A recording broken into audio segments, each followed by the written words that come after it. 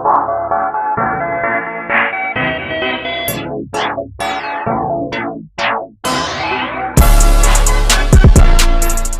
morning and good afternoon, depending on wherever you at the time of recording. This is episode 131 of the Restricted Zone podcast, and I'm with a good, great crew today.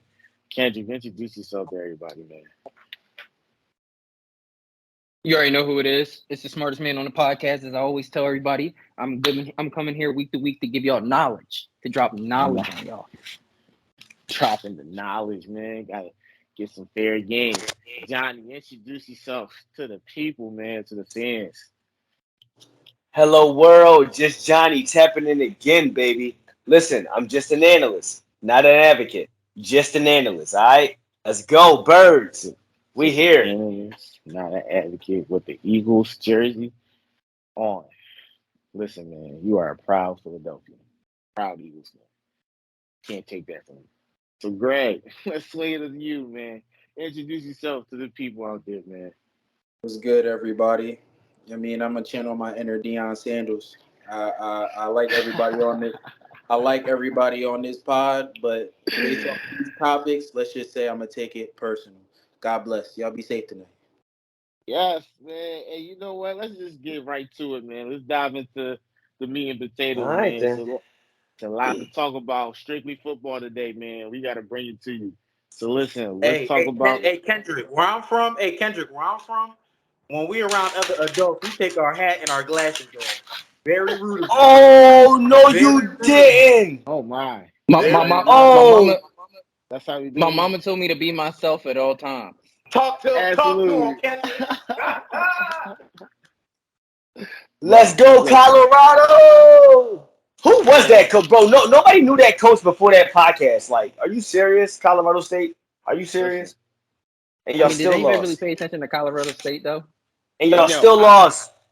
If you guys listen, man, you guys, I hope whoever isn't a college fan, I hope you watch that game or even got just a glimpse of it, man, because that's one of those games that'll turn you into a college football fan. That was thoroughly entertaining. But we gotta bring it back to the professional now, man. We gotta bring it back to the professional league, and we gotta talk about a young quarterback, and his name is Justin. You guys can finish it. You guys know the rest. He's the quarterback for the. So he's the quarterback for the Chicago Bears, and pretty much he made some pretty strong statements, and it's pretty strong. You know, he made some trends. He basically talked about it on Wednesday night, discussing the Chicago's offensive issues, and he pretty much said he felt robotic, you know, and he's not playing like myself. He's not playing like himself.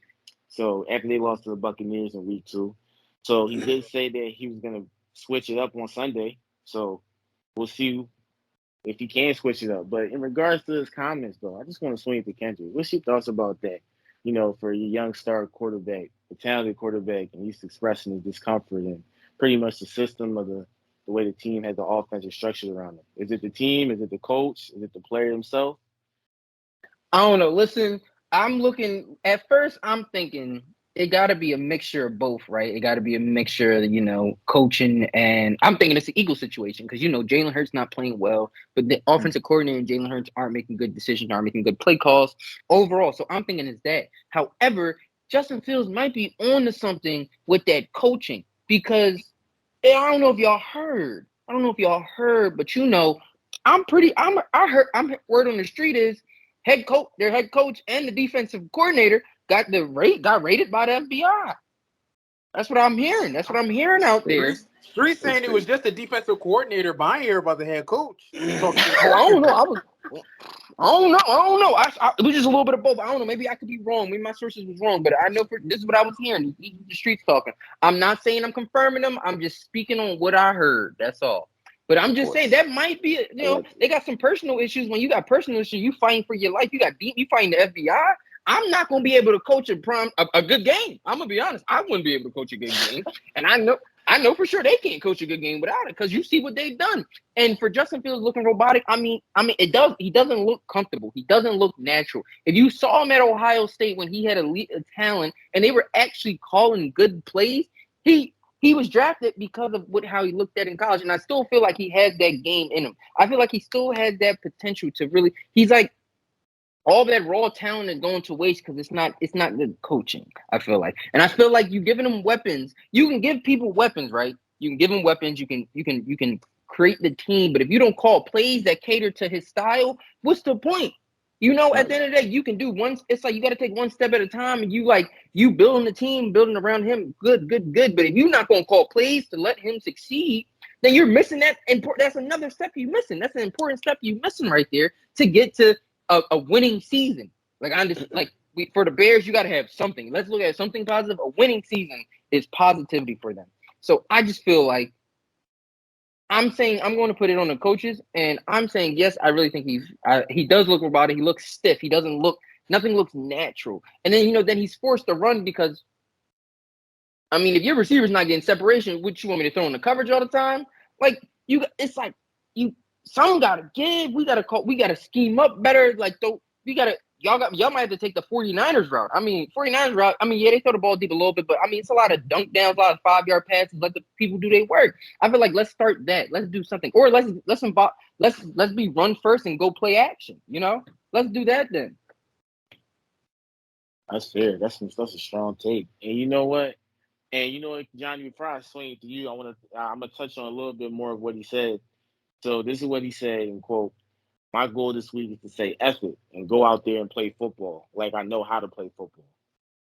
And then, it's basically, he's trying to say he wants to play off his instincts more so, and rather than playing based on analytical data, numbers, and stuff like that. So when he expressed that, I was thinking, man, that's, here comes the analytical versus, basically what you see on the field. So it's always still that argument in terms of that. So what's your thoughts on that, in that particular comment? And what do you think he should do going into Sunday, rather is he able to play off of those instincts and just say F it, or you think he should kind of find a way to combine those two together?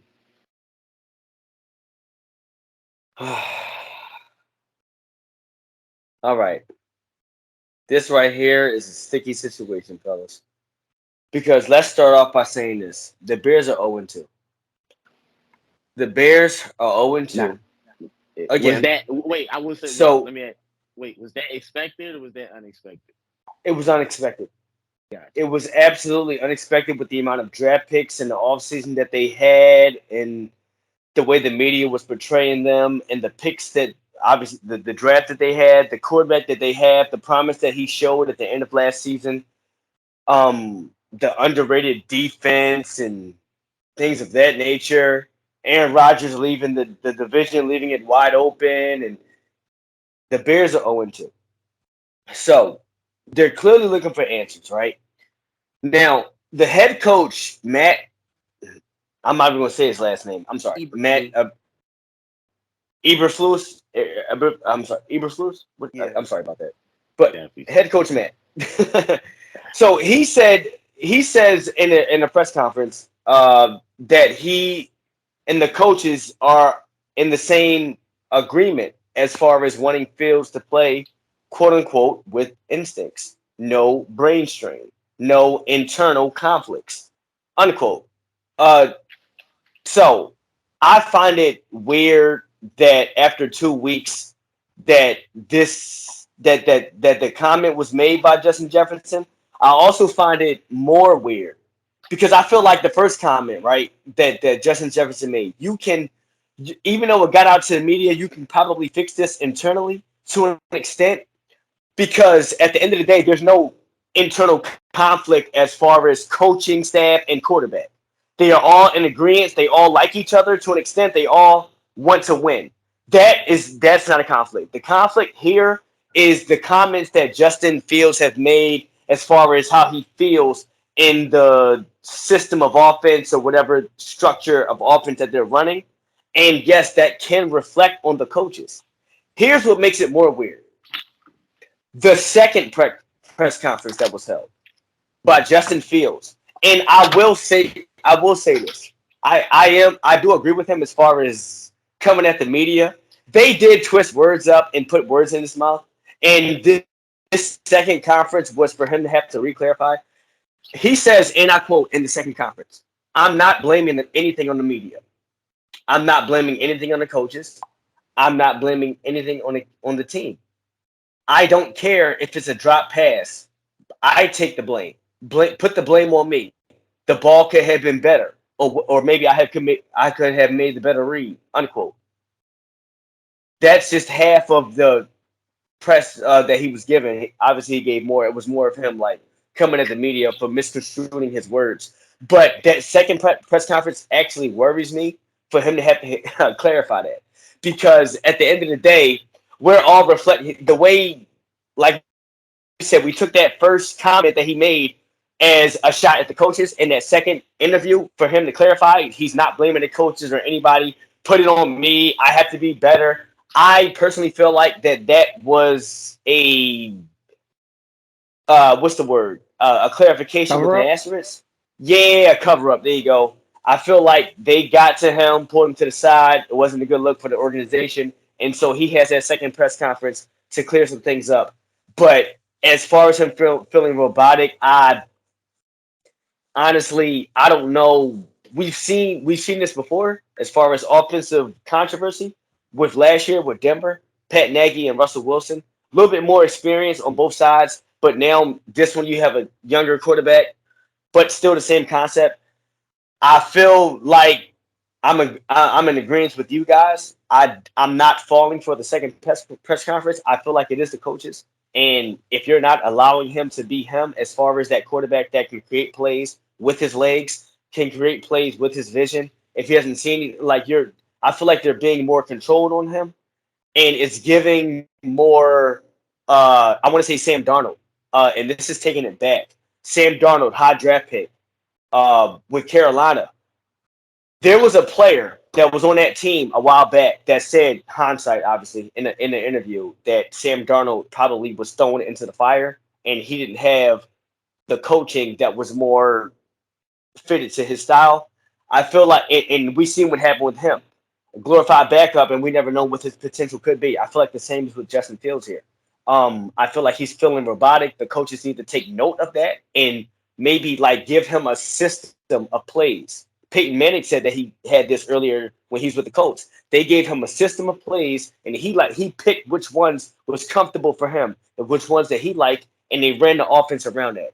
I feel like they're not working well with the quarterback, and like yeah, like you guys said, it might be more on the coaches here. And I do want to touch on the key point you said about Peyton Manning in the system aspect. I think that's a Yeah. great way. I think, yeah, that was awesome. I definitely didn't know that. A nice little knowledge drop right there. Greg, I want to swing it to you, man. Listen, the Bears 0-2 potentially could go 0-3 this Sunday. Are you hitting the panic button on Justin Fields and the Chicago Bears? And like, what? Just give me your thoughts, and then what do you think about his post game comments as well? Um, I uh,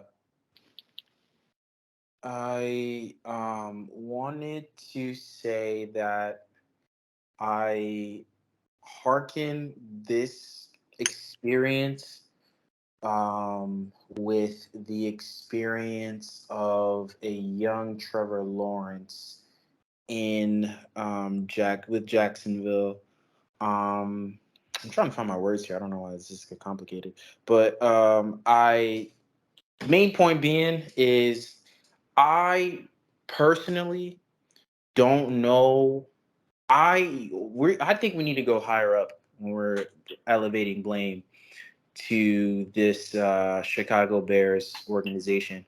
I think it should just go straight to the ownership group, because personally, Wow. I think some of their movements make no sense to me in terms of how they've been able to kind of navigate like their philosophy in terms of putting together a staff to complement Justin Fields and his development. I don't know about y'all.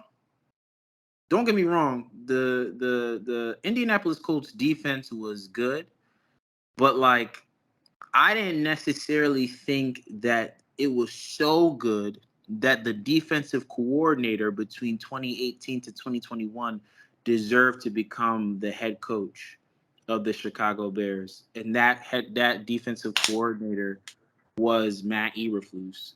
I think the Colts also benefited from the defense coordinator for that team also had benefited from having a really good solid group of players. Either they drafted there or that they were able to get through trades, particularly DeForest Buckner. But like let's analyze the Chicago Bears since 2018 onward in terms of like what they decided to do. I believe they hired Matt Nagy either in 2017 or 2018. You then get Mitchell Trubisky. You pass up on Deshaun Watson. You pass up on Patrick Mahomes. Crazy. Mitchell Trubisky goes 12-4 that season. I believe it's his rookie season with one of the best Chicago Bears defenses in recent memory, probably third behind that 2006 Chicago Bears defense and the 1985 Chicago Bears defense in terms of like, what they were able to do. We see a regression from Mitchell Trubisky in years to follow. It becomes clear that Mitchell Trubisky is not a starting caliber quarterback in this league.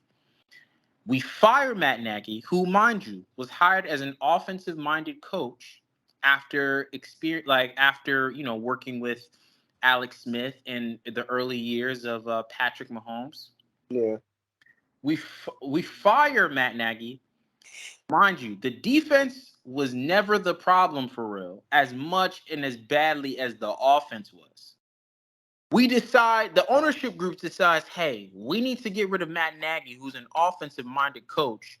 Let's bring in Matt Eberflus, who's a defensive-minded coach, even though I would make the argument that the defense was the better side of the ball compared to the offense. So we bring in Matt Eberflus, who doesn't know a lick about offensive play calling. I don't know who the offense coordinator is, but let's just say the offense coordinator is an unproven talent. So that's a very fair assessment. So we have a defensive-minded coach who realistically doesn't necessarily have the experience of play calling to help Justin Fields, as he's progressed. Not to mention the fact that I would make the argument that while they've upgraded the receivers, they've taken away what they upgraded at the receiver position or what they perceive to upgrade at the receiver position by getting a bona fide stud in DJ Moore, but also getting Chase Claypool. And did you see the brother block opening weekend? Notre Dame prospect. He was supposed to be better than what he was. He had a good rookie year in Pittsburgh. Exactly. No effort. Ever since that rookie season where he put up 8 touchdowns and put up 950 plus yards, hasn't been the same. Has not. We also got rid of, which I thought was a very underrated move. They also decided not to re-sign David Montgomery and decided to put more emphasis on Khalil Herbert. And don't get me wrong, Khalil Herbert's cool, but David Montgomery to me was that guy. So now you put more of the emphasis on Khalil Herbert with no the 1-2 punch of David Montgomery with Khalil Herbert coming in provided a nice boost. They weren't like the craziest run game in the league, but that in conjunction with Justin Fields' running talent provided a pretty potent offense in the run game. And now, so you have less of a run game in terms of like who's at the running back position. You technically have more receivers in a new offense that they're trying to get implemented into the framework. And then you also limit the amount of times that Justin Fields has had the ability to do designed runs. I believe they said since over the past 2 weeks, there's only been 4 designed runs for Justin Fields to start off the year. The brother broke I think he broke the league record last year in rushing yards for a QB. Mike Vick record, I believe. For 1,000 yards. Yes. Oh yeah. So you don't have any established offensive talents, at least that we know, to help him facilitate and help him grow in the offense. In terms of the play calling, it's more I feel like they're just trying to see, can he pass the ball? and they're not necessarily playing to his strengths. I think with Jalen Hurts is a perfect example of they play to his strengths early, and then they allow things to build on top of it. So you're not playing to his strengths. You don't have an established run game to help him make it a little bit easier. You got rid of talent. While you upgraded talent, I guess, in one particular wide receiver and then a mediocre other wide receiver, you got rid of the best talented running back player. And then we're looking at Justin Fields like, why aren't you getting better? Now, there are things that he could be doing to improve, because I don't know how you throw an interception on me personally. I don't know how you throw an interception on a Well, he said it. He said it in an interview. I'll just be better. Yeah, I don't know how you throw an interception on a screen pass, but I think, there are things that he can shore up, but I don't think that the staff that they've put around him has enabled him to get better. And mind you, while Mitchell Trubisky in his early years benefited from a very solid defense, let's also assess the fact that, no disrespect to Jordan Love, I hope he ends up turning out well. I didn't think Jordan Love first game would put up 38 points on the Chicago Bears defense, and then the following week we let oh my goodness, Baker Mayfield put up 27. So, like, let's not act like this. Let's not act like it's just one side of the ball. All phases of the Chicago Kendrick Bears. know about Baker. Kendrick know about Baker. Yeah. End of soliloquy.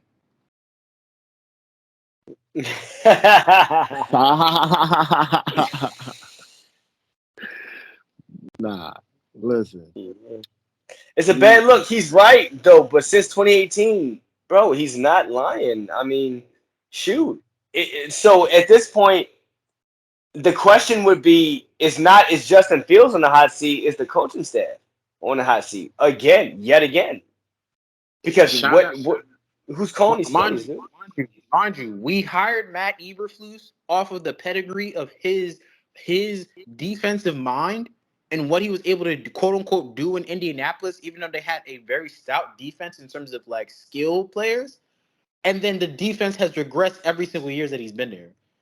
So if you're not, like, we fired Matt Nagy because his play style was to be an offensive guru, and the offense didn't look the way we thought it would look. But then we keep Matt Eberflus when the defense has regressed every single year. I saw Dak Prescott and the Cowboys put up 54 on them last year. Like, what? And yet y'all let Deshaun decide come to the Eagles. Thank you. And another key point, when you really broke down the Chicago Bears, Greg, shout out to you for doing that. I think that was really awesome. I think the viewers would definitely love listening to that part. The part where Mr. Trubisky, he was so forgettable. I forgot about him. So when you poor man's Kirk Cousins, it was like, yeah, that's crazy. That's an accurate description. I thought about the Chicago Bears trading Patrick Mahomes and Deshaun Watson. And it was so funny to me because bring a basketball term. It reminded me when the Timberwolves drafted 2 point guards before Steph. Just crazy. Oh, Lord. Just missing out on draft picks. So it's just you could make the argument that Jay Cutler, in terms of passing statistics, is the most successful Chicago Bears quarterback. And he had the worst O-line of all of them. And you could make... Come on, bro. You saying Jay Cutler, we moving on. Exactly. No. Not only that, but a Chicago Bears quarterback has never passed for 4,000 yards in the league. That's and crazy. You decide to... Huh? Ever. Well, Chi-Town's not known for passing. Walter Payton, the run game, David Montgomery, Matt Forte. It's always been known for running backs. But 4,000 yards is crazy, bro. I'm not even going to hold you. But well, man, listen. Hopefully Justin Fields will turn around this weekend, this Sunday. I believe he plays the Chiefs, I believe. Yeah, tough schedule for him out, man. Tough schedule. So, man, hopefully he can avoid being 0-3. But let's dive right into the next topic of the episode, man, and running backs.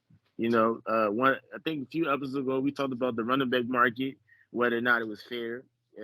A good talk about that. Now we're talking about running backs. They're looking for that contract before, they get hurt, or running backs they are getting hurt, and then they are looking for a contract extension. So it's been pretty rough right now the past couple of years for running backs, man. So I want to swing it to Greg first. I want you, Greg, to touch on the topic. Just what's your thoughts on running backs chasing contracts? I just knew if there wasn't a resolution by the start of the year, the arguments in terms of the running back side was just going to get worse, not better. I think that like since the start of the year, we got Austin Eckler who's looking for a new contract. He's already hurt. We got Saquon Barkley who's looking for a new contract. He's already hurt. We got I know that Nick Chubb already got like a 2-year extension. Right. But he's lost, and he might be. There's a chance he may not be the same player, after that gruesome injury. So we have some of the top talent in the league that just got new deals or On the cusp of we're searching for new deals already hurt to start the year. So I think that again, I think I made this point the last time we had this conversation. Nothing's really going to change until the new collective bargaining agreement comes into place, which isn't until 2030. And in my personal opinion, I think running backs should make the argument that they should have. I saw this. Somebody else make this argument. I'm blanking off the top of my head, but I thought it was a really good idea. They should make the argument that running backs should have the ability to be draft eligible earlier than any other position based off. That's fair. Because no. How is it no? Like, bro. Like typically, I think eligibility has to be like you have to be a junior. I feel like running back should have the ability to come out of the draft after their freshman year. Bro, you're telling me you want a 19-year-old to go into the NFL? For sure. You're crazy.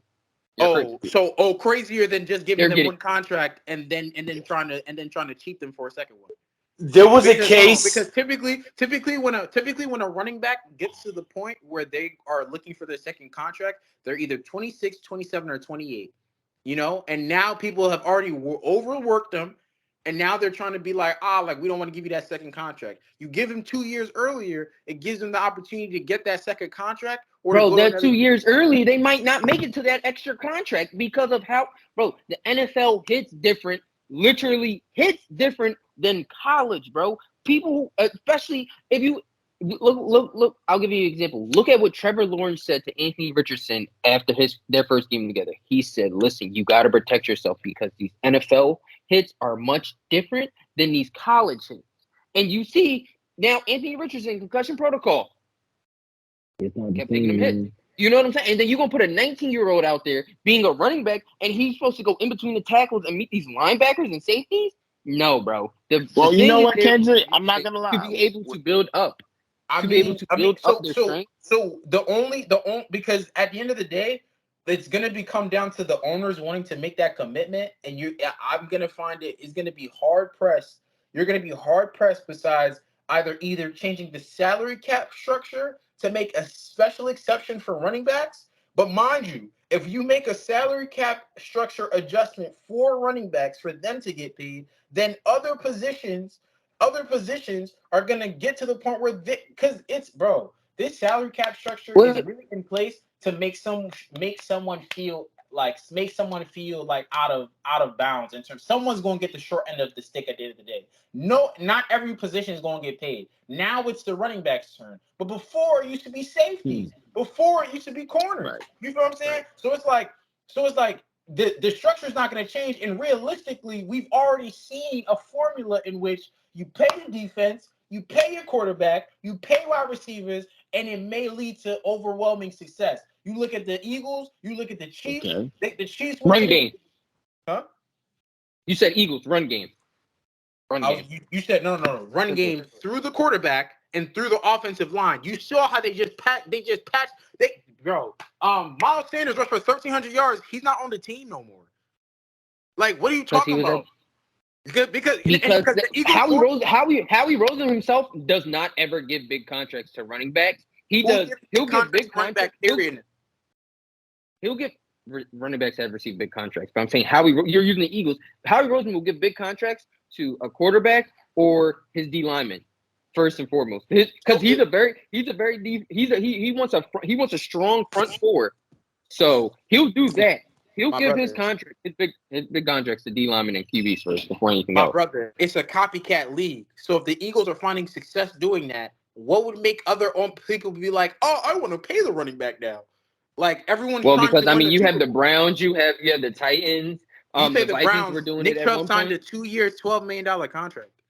Like what are we talking about? It's nothing 12 million. excessive. How much is guaranteed? How much is guaranteed? Because that again, it doesn't matter. Honestly, looking at how NFL contracts are structured today and what they're actually looking for, they don't really care about that end goal number, bro. I'm gonna keep it above with you. They don't care about, oh, they signed for 5 years, $150 million. Okay. But it's like, how much of that is guaranteed? How much of that money am I going to see? Even if I don't even see it, you're telling me, okay, boom, I get this contract, and you're telling me I get $100 million out of that 150. I'm cool with that. That's $100 million. That's guaranteed to you versus unguaranteed money that they're like, but I got the guaranteed money. And that's what a lot of people look for in contracts nowadays. So I gotta.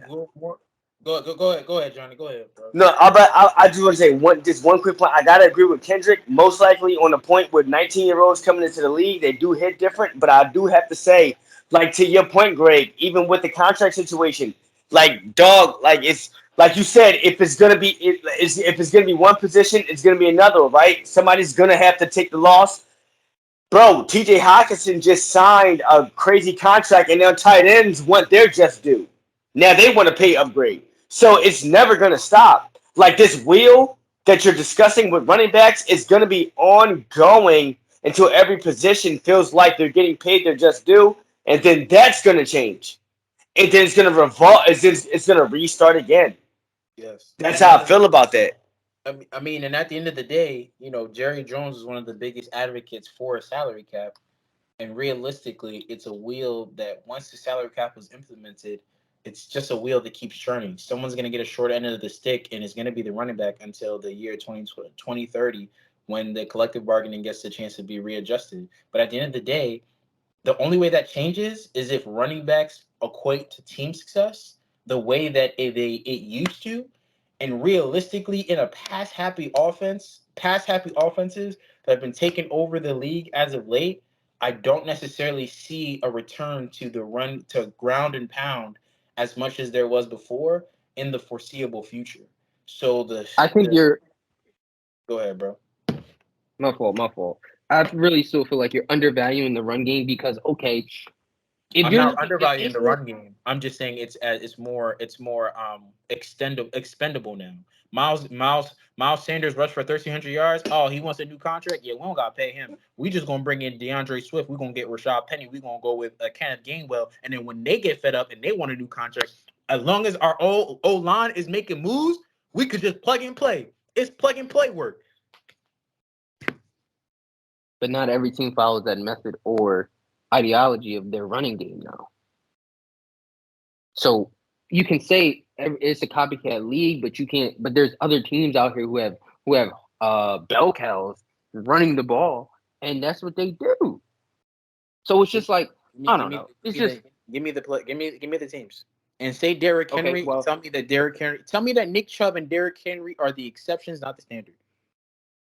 What do you mean that they are both? Because that is we're talking about bell cows and we're talking about teams that do it. Derrick Henry is like the epitome of health. That foot injury was the first time, and he's rushed for over 1,000 yards in what, like 5-6 straight seasons. Like Derrick Henry is literally the epitome of consistency, whereas most running backs throughout the league endure an insane amount of injuries over the past number of years. I literally just named 3 of the top running backs in the league are done already. It's week 2. That's a whole nother situation. I see your point, but that's due to lack of. I'm not going to get the lack of reps in preseason. I'm not going to be in a segment on that already, but I see your point. Listen, you're saying that, but okay, say again, but they aren't out for the year. The only running backs who are out for the year are J.K. Dobbins and now Nick Chubb. Let's do the list of notable. Let's do it. Notable running backs. What is it, like 4? J.K., Austin Eckler, Chubb, and Bart. That's like, yeah. Called him Bark. That's like I mean, Saquon, Nick, JK, Austin Eck. it's week That's 2. it. It's week. I mean, all right, it's week 2, but it's week 2, and it's a lot of things. It's a lot of things to come into effect with that. Like looking at the injuries, how they happen, sprained ankles. Nick Chubb possibly 2 surgeries on one knee. A surgery after they get the meniscus fixed. He might have another surgery. Saquon ankle. JK torn ACL. Problems he had before.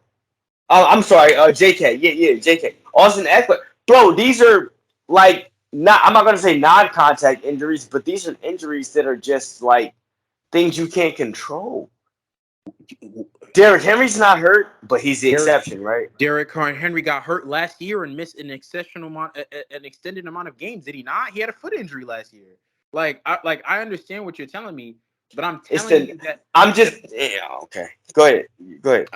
I was just gonna say that I think that people are looking at rating the running back market as people that these typically running backs typically get hurt at a higher rate and a higher clip compared to other positions, and we haven't necessarily seen in a direct relationship between paying our running backs and team success. And I'm responding to that as you signed up for this. It's the nature you signed up. At the end of the day, they take the most punishment. Linemen and running backs take the most punishment, rep to rep, play to play. Like it's signed up like that. Now at the end of the day, y'all want to get more paid. Y'all want to get paid more for taking more damage. That's why we have an NFLPA. All right. And speaking of the NFLPA, they are being freaking sued by the league for what is that? For the league that filed grievance against them. NFLPA, the NFL Players Association, J.C. Tretter, the owner or whatever, whoever's in charge, J.C. Tretter, he suggested to your point, Greg, running backs are getting hurt to the point where he's calling out conspiracy.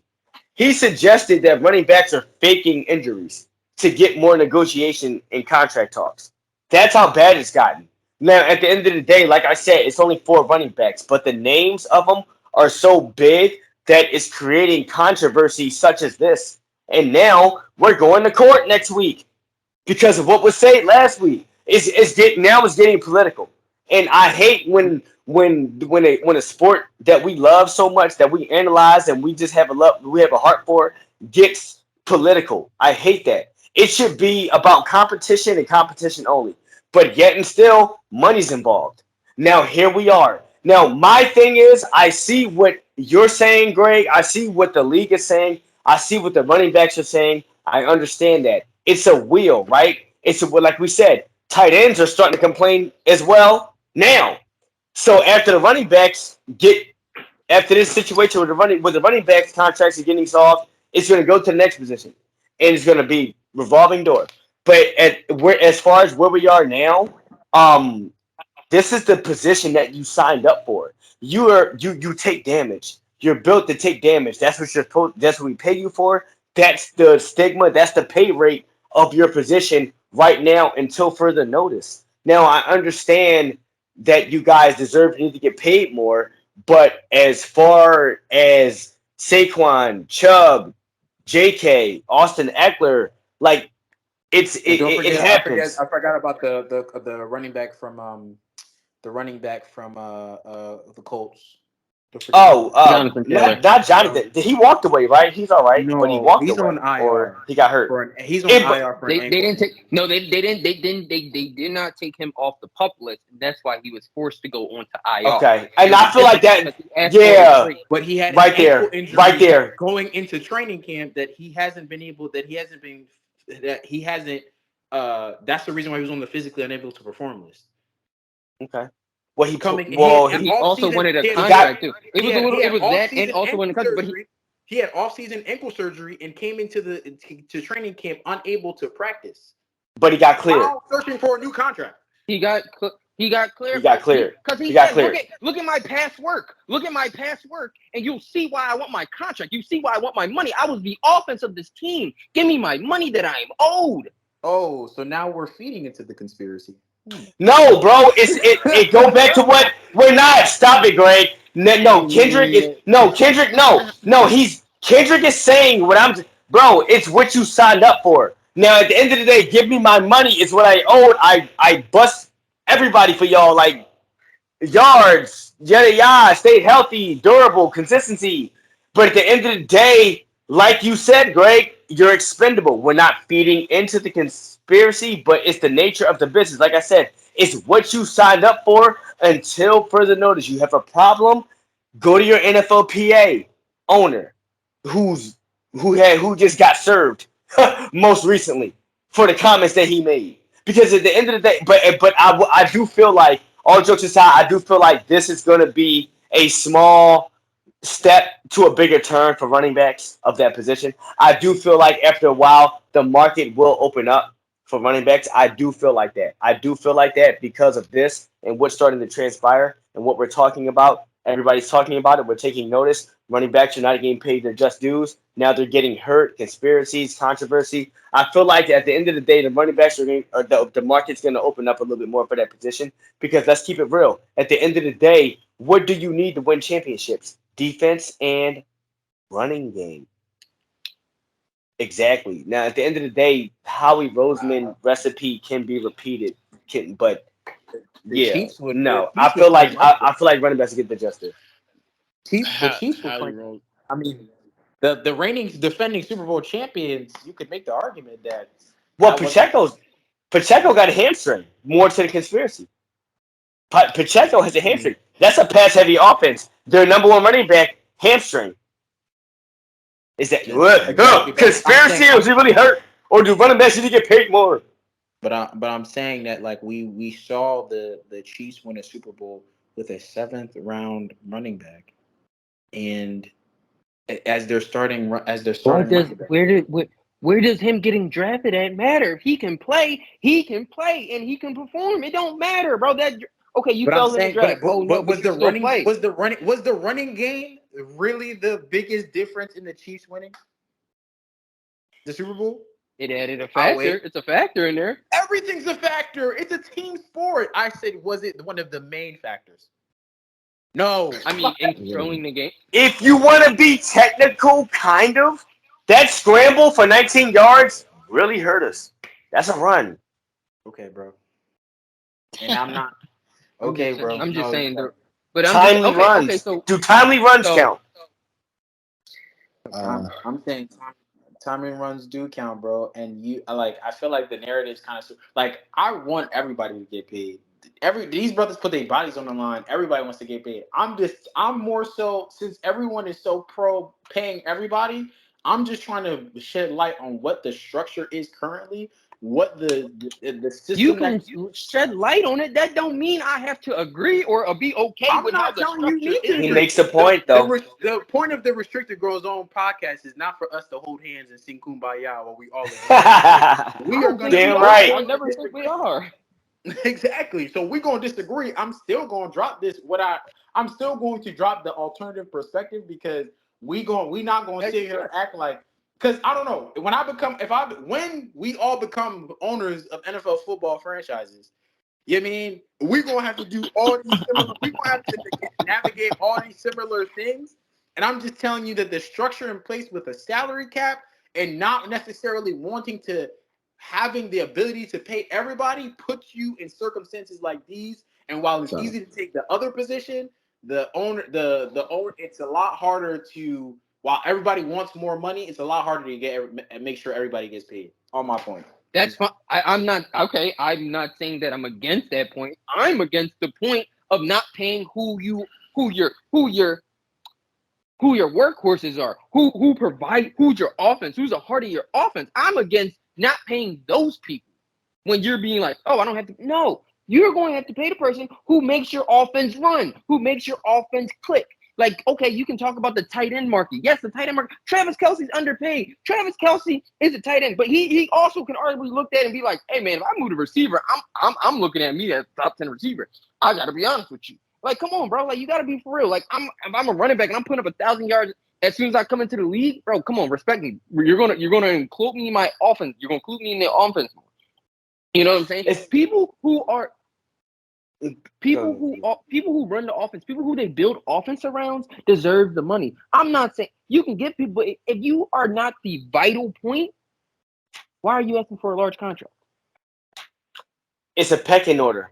So running backs get 1,000 yards, O-line blocks for it, so we got to pay these guys first. So it's a pecking order, and watch. I think it's going to trickle down to the running backs, then to the tight, like you said, to the tight ends. Like it's going to be a wheel. Like I definitely feel like I definitely feel that way, but I definitely do agree.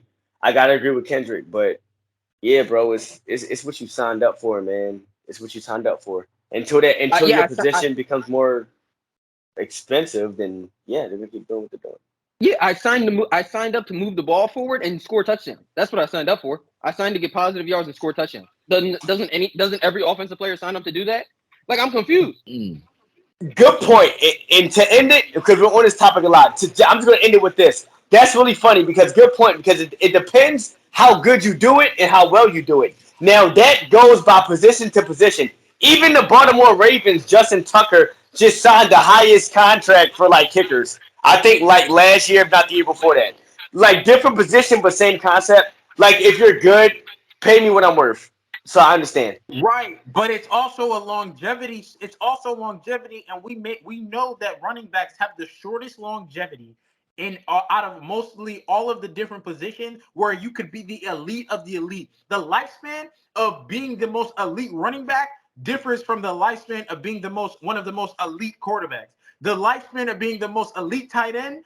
Travis Kelce is showing you is longer than being the most elite running back. LaDainian Tomlinson was probably one of the most elite running backs in NFL history. We could make the argument that lifespan was about 4 years of him being at his peak, and then by the time it was 2000, he won the NFL MVP in 2006. By 2009, he was on the New York Jets looking like a shell of himself. So I'm not disagreeing with you, but when you're dealing with a position that hasn't necessarily equated to overall team success, A, and B, hasn't necessarily equated to having the longest longevity in terms of other positional groups, I don't know what you want from me when you're 27 asking for a new contract and wanting to be the highest paid in the league. I'm going to take into consideration the defensive tackle at 27 wanting to be highest paid more so than the running back at 27 wanting to be highest paid. Because I know in 3 years, with the value that you're providing right now will not You know you can offer 3-year contracts, right? You can offer 2-year contract extensions, right? You know you can do those things. Okay, but we're banking on the fact that you're going to bank on you're banking on the fact I'm saying by 3 years, by 30, that is even when the most elite of the elite running backs typically tend to decline. The average lifespan of a running 2-year deals. Like you're saying, 30. Okay, if he's 27, I'll give you a 2-year extension. That 2-year extension with this much guaranteed money. Boom, go do your job again. No, like you're acting like there's not. Boom, there you go. Go do your job again.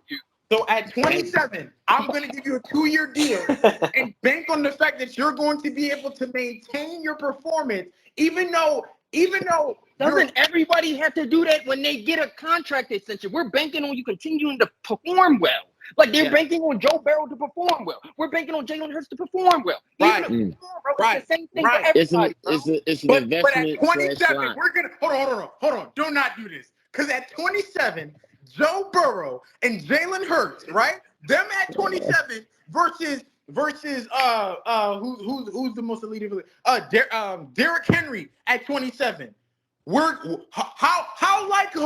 How likely is it that Joe Burrow makes it to still be elite at 27, at 30 versus I don't know, Derrick Henry? That's true. Because I haven't seen a statistic where as a running back gets older, they're less injury prone.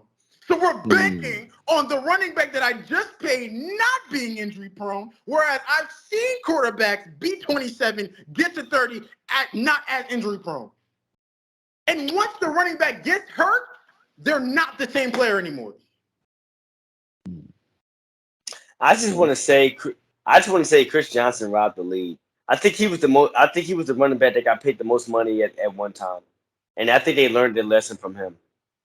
Todd Gurley, Ezekiel Elliott. Ezekiel Elliott come to mind. Yeah, Cowboys. He got 97 M's. I remember I was looking at his well, Cowboys always overpay. I remember I was looking at his statistical performance. It was down. It was down every single year. And when it came down to big time games, man, Cowboys man. Booty. All right, bro. That's enough for the running backs, man. That was a real intense debate, man. Love it. It's about The money. viewers will love it. But man, we gotta dive in. The last topic of the episode, and I feel like it's another heated debate coming in because man, Greg has a lot to get off his chest, man. He made a prediction back in episode 125 toward the end of the episode. If you guys stuck around for that one, it was a bet. And man, Deshaun Watson. It's only week 2 going into week 3. Oh, I thought you name drop from the rip. Oh, you right. He still has the chance to go for over 200 yards. Hey, Greg, get out of here, yo. Don't do that. For over 2 more weeks. Right. He said, no. 200 yards in 2 weeks. 200 yards in 2 weeks. 100 and 100. Okay. Weird. That is weird. But Ryan Tannehill as the starting quarterback. All right, take it easy. All right. As the young kids like to say, all right. FR. He open. It's not his fault that he can't get the ball because he open. What you want him to do? What are you talking about? I also mentioned the young brother Treylon Burks was coming into form, and he led the team in receiving yards last week. But we're not gonna talk about when you got DeAndre Hopkins on the other side, I feel like you got to pay. Hop don't want to win, bro. Now this, Hop don't want to before win. it was 350 in 4 weeks. Now it's when you have DeAndre Hopkins on the other Oh, side. we did make that bet. I remember that. We said Hop was going to get. I'm doubling down on both statements. What do you? Oh yeah, I was here for that. I was on that segment. I was here for that. You were, bro. It was just Johnny and Kendrick. I'm doubling down on both statements. Oh my God! Oh, hey Kendrick, we in trouble. Oh my God! Listen, we got. Hop don't want to win. I'm not 100 and 100. And so at week 5, I'm in trouble. Hopefully y'all play the Houston Texans both weeks. Oh my God! Listen, but we gotta bring it back though. We gotta bring it back to week 2 included. Week 3, by the time this episode recorded, is a few days away. But we gotta talk about some of the games that happened on week 2. This is what I want to throw out for you guys for the last topic of the episode. What were some of the teams, in your opinion, respectively, or individual players that, definitely shined out in the week 2? I mean, whether it was like the matchups. I mean, we could talk about the Steelers and Cleveland and the Eagles and Vikings and pretty much, and yeah. So we could talk about, Giants coming back and Daniel Jones looking like the number 6 quarterback, the number 6 pick in his draft, the final 2 minutes. So we could definitely talk about that. I mean, I'm going to swing it to Kendrick first. So Kendrick, go ahead. And then we'll go to Johnny and Fix your face. Listen. All I gotta say is this: why was it that it took the Giants 6 quarters to score points? That's ridiculous. I'm just saying we can talk about it. Daniel Jones had to come back, but it's the Cardinals. We're not really giving respect to the Cardinals, and I'm still looking at Daniel Jones a little iffy. He has not shown to me. I really have high hopes for the Giants. Respectfully, I do. But I just want to see Daniel Jones prosper. It's hard for me to believe in the Giants when you still got Daniel Jones as your quarterback. I want them to succeed, but I don't know if they can do it with Daniel Jones. They have to make it work because it'd be honestly ridiculous to not make it work, giving them that contract, realizing that this guy was never worth that contract. Now you got to scourge out for a quarterback in the draft. Now you got a guy making that type of money sitting on the bench. That's pretty ridiculous. They got to make it work. Well, I'm not saying sitting on the bench, but I'm just saying he has to be better. I don't know what it is. Deshaun Watson, I don't know if it's him or if it's some traffic cones as O-linemen. What are they doing? I don't know. They're not doing nothing for him to be able to show off his strengths, and it's getting ridiculous. The Bengals looking like pee-wee football because I don't know what in that offense. I mean, yes, they won. They lost 27-24, but I mean, come on, Joe. Come on, Bengals. Y'all are not looking the best right now. Y'all got tore my tickets up. My parlays are ruined, Joe Burrow. So I will just say that there is a lot of issues in quarterback play around the league, and hopefully they can all figure it out. That's fair. That's fair. Okay. Greg, swing it to you, man, before swing it to Johnny to end it off. Go ahead, Greg. My highlight player in terms of like who's performing well and like who I'm really impressed by. I'm not gonna lie to y'all. I mentioned this team earlier. It's gonna be the Tampa Bay Buccaneers, but in particular, Mike Evans has been balling. The brother had 171 yards receiving last week and a touchdown. He averages 1,000 yards of receiving. What? Why is that a shock? No. Let's not do that because he had Jameis Winston. Let's not do that because he had Jameis Winston and Tom Brady throwing the football. He got Baker Mayfield throwing the football. If you don't go ahead, if you don't stop, whoa, well, Baker's definitely. Hold on, kid. You expected 2-0 as well? I didn't expect 2-0, but I do expect Mike Evans to hoop all the time. Huh? But I didn't expect 2-0. And we've seen Baker Mayfield show the ability to get playmakers of football, a la Odell Beckham Jr., a la Jarvis Landry. Yeah. No. Come here, Kendrick. Come here, Kendrick. Whoa. Are you saying that Baker got Odell and Jarvis the ball? I'm saying. So we've seen. Have we seen Baker do that? I'm asking you. Have we seen? So I'm supposed to believe that Mike Evans was to come into the year and still get the ball? No. So when I see him go for 171 on 6 touches, yeah, Kendrick, I'm surprised. Kendrick, come here. Greg is talking. Nothing else to say. Got you. Greg, finish it off before he swings to Johnny. That's all I'm saying. I'm saying he told me, he says, oh, Mike Evans that gets 1,000 yards a year, not realizing that Baker Mayfield is the one throwing him the football, and he never gets his wide receivers the football. So I'm not supposed to be shocked that through 2 games, Mike Evans has 12 receptions for 237 yards and 2 touchdowns for a 2-0 Buccaneers team. Yeah. Listen, Johnny. Let's talk about week 2. What was some of the matchups that you thought was really impressive and entertaining, whether it be team or just players and individuals? Go ahead and break it out or end it off. I got players that resulted into team wins. Alrighty. So, AC, my first guy, is our guy from last year. Okay. Gino! Man, come on, man. He's still doing it, see? Remember a segment that we had last season? Our true fans know. Our day ones, y'all know a segment that me and Colin had last season.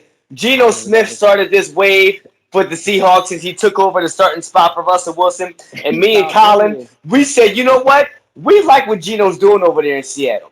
The podcast didn't agree with us, but at the end of the day, you saw the season they had last year. Very capable. Did more than y'all thought. How about week 2, ladies and gentlemen? Geno Smith, please. Ladies and gentlemen, how about week 2? Geno Smith. All right. Now I got a stat for you. Greg, you want to agree? You want to put some respect on Geno's name real fast before I get into this stat? No. I'm Team Geno. He was on my fantasy team last year. Shut up. Absolutely. Oh, my guy. Absolutely. We're gonna find the ones that was against us. We're gonna find y'all. But in the meantime, here goes a stat for you guys. So this past Sunday was Geno Smith's 20th start. His 20th start as a Seahawk. Russell Wilson threw 20 starts. 11 for 19, 99% passer rating, and 4,339 yards, 35 touchdowns, 9 picks. Excellent throughout 20 starts? That's a very impressive first start. 20 starts. Geno Smith's first 20 starts as Seattle Seahawks quarterback. Completion rate 700 compared to Russell Wilson's 649.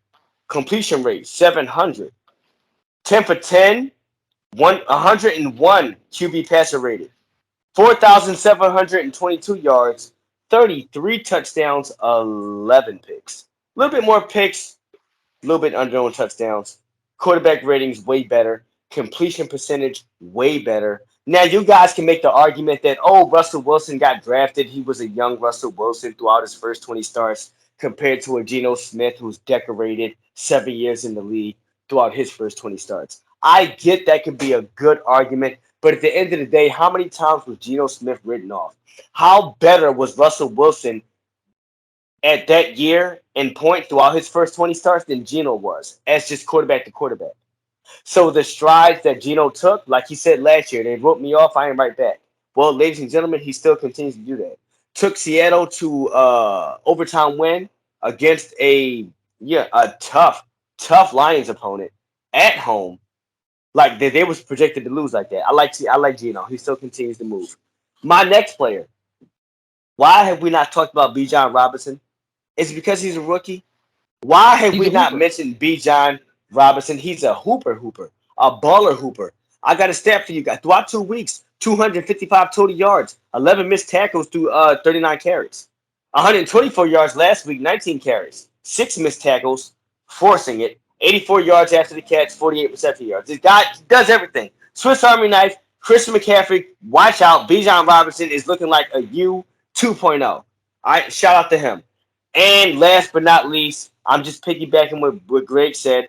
We had a segment before this about Baker Mayfield. I had talked about Baker Mayfield throughout week one. I said Baker can bake. And I talked about this throughout last season when he's with Carolina, got traded throughout the middle of the year, spent like 2 nights in a hotel in Los Angeles, went to practice, put a helmet on, and threw the winning touchdown that following Sunday.